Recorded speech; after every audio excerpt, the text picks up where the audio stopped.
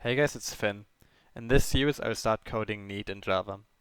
If you haven't watched the previous video, you should probably watch that first, because everything I'm doing here is based on that. But before I can actually implement all the algorithms and that stuff, I need to implement a few helping classes. For doing that, I created a new package. By the way, there's a bug in my recording software, so if I'm creating a new class or a new package, you cannot see that. But I hope you're fine with that. So I created a new package and created a new class in there. The class is called random hash set, and it's a generic class. So what are generics?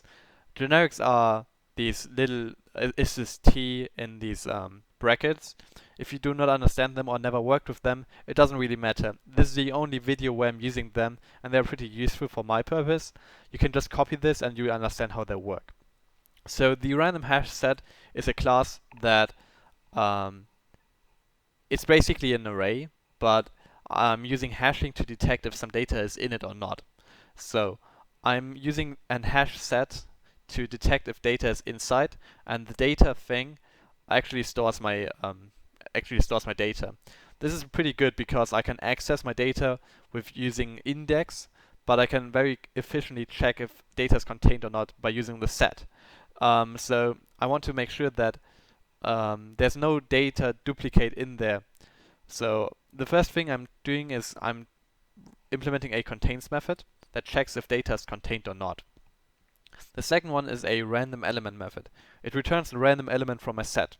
The first thing I need to do is check if my set is the size is greater than 0, because if not, there's nothing to be returned. So I'm simply removing data at any given index, and the index is chosen randomly between 0 and my size. The size method simply returns the size of my set or my data object. It doesn't really matter because in theory they should have the same size. Next one, I'm implementing an add method. The add method simply adds any object to my list. The problem is, if the object is already contained, I don't want to add it again. So the first thing I'm doing is checking if it's contained or not.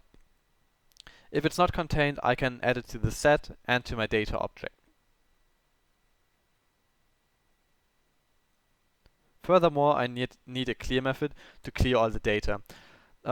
Good for me, the set and the data object always also have a clear method to clear the data in it, so I can just call that. Next is I want a method to actually get data, because it wouldn't make sense if I would not have any get methods. So if the index is smaller than 0 or greater than my size, I'm outside of my range, so I'm returning null. Otherwise, I can return data.get at my index. I'm pretty sure that you can also remove this checking thing, because the array list does this checking for you. So if you check the if index smaller than 0 thing or not, it doesn't really matter, I think. So the next method, I had something in mind, but I realized that it's a bad idea. So this get method with the t template thing, you can just remove that, and we don't need that at any point. I found a better method to do this, or like doing what I had in mind, so I'll not go into that. Furthermore, I need a remove method to remove data out of my array.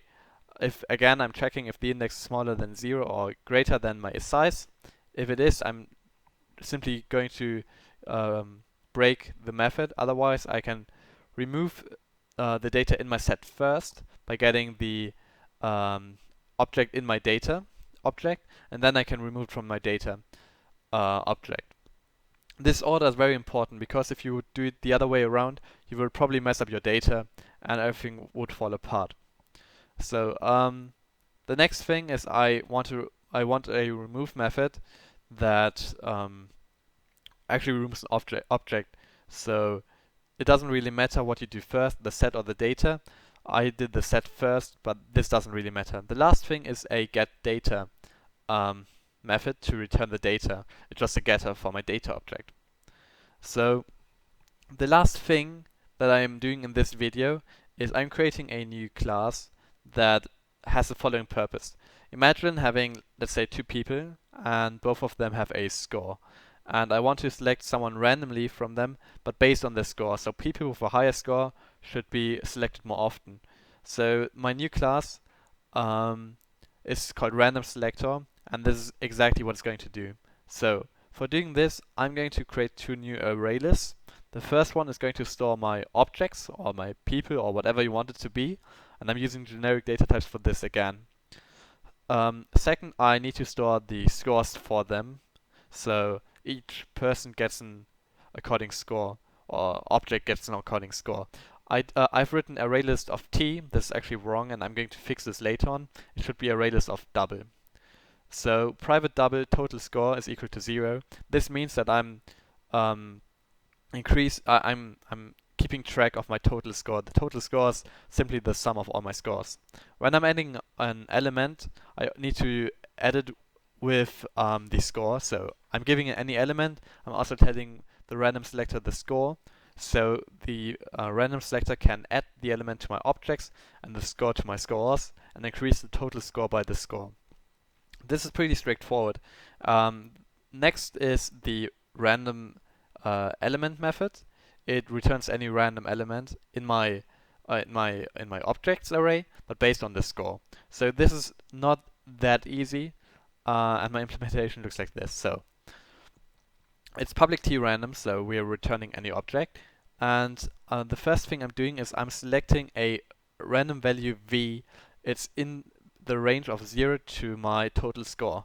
And why I'm doing this is the following. I'm iterating through all my objects, and I'm increasing a variable called c by their score.